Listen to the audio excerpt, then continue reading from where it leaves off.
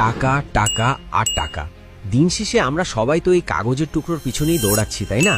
তেতো হলেও সত্য, আমাদের এই সমাজে যার পকেটে মাল আছে তার কথার দাম আছে, আর যার পকেট ফাঁকা তাকে কেউ গুনতেও ধরে না।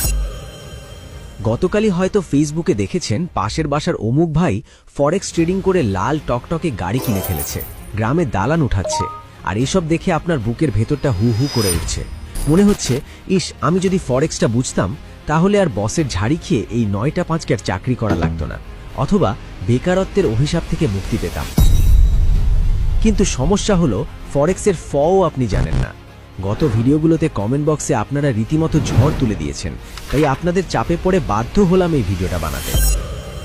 আজকের ভিডিওতে ফরেক্স ট্রেডিংয়ের নারী নক্ষত্র মানে এটা আসলে কি, কিভাবে কাজ করে, কারেন্সির দাম কেন বাড়ে বা কমে, এটা কি জুয়া নাকি ব্যবসা, কত টাকা হলে নামতে পারবেন এবং আপনি আদৌ এটা পারবেন কিনা, সবকিছু একেবারে হাতে কলমে বাচ্চাকে বোঝানোর মতো করে বুঝিয়ে দেব। আর ভিডিওর একদম শেষে এমন একটা গোপন তথ্য ফাঁস করব যেটা ফরেক্স কোম্পানিগুলো কোনোদিনও চায় না আপনি জানুন, কারণ এটা জানলে তাদের ব্যবসা লাটে উঠতে পারে। তাই নিজের পারে কুড়াল মারতে না চাইলে ভিডিওর একটা সেকেন্ডও স্কিপ করবেন না। চলুন শুরু করা যাক।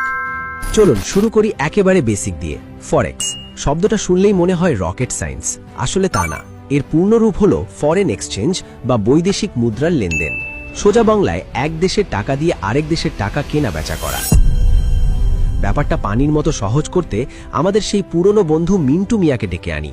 ধরুন মিন্টু মিয়া কাঁচা বাজারে গেল, সে দেখল আজ বাজারে আলুর দাম 20 টাকা কেজি।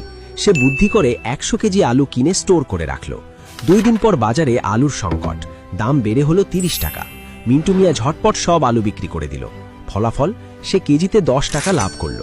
ফরেক্স ট্রেডিং ঠিক এই আলুর ব্যবসার মতোই, তফাৎ শুধু একটাই, এখানে মিন্টু মিয়া পচা আলু পটল কেনাবেচা করে না। এখানে কেনাবেচা হয় বিভিন্ন দেশের কারেন্সি বা মুদ্রা, যেমন আমেরিকান ডলার, ইউরোপের ইউরো, ব্রিটিশ পাউন্ড বা জাপানিজ ইয়েন। আপনি কম দামে কিনবেন, দাম বাড়লে বেচে দিবেন, সিম্পল বিজনেস। কিন্তু এখানে একটা বিরাট প্রশ্ন আছে যেটা আপনারা সবসময় করেন, ভাই আলুর দাম বাড়ে কারণ আলুর সিজন শেষ, কিন্তু ডলার বা ইউরোর দাম কেন বাড়ে বা কমে? এর পেছনে কলকাঠি না রেখে খুব মনোযোগ দিয়ে শুনুন, কারণ এই জায়গাটাই হলো ফরেক্সের হার্ট বা হৃদয়। কারেন্সির দাম এমনি এমনি বাড়ে না, এর পেছনে প্রধানত 3টি বড় কারণ থাকে। 1, দেশের ইকোনমি।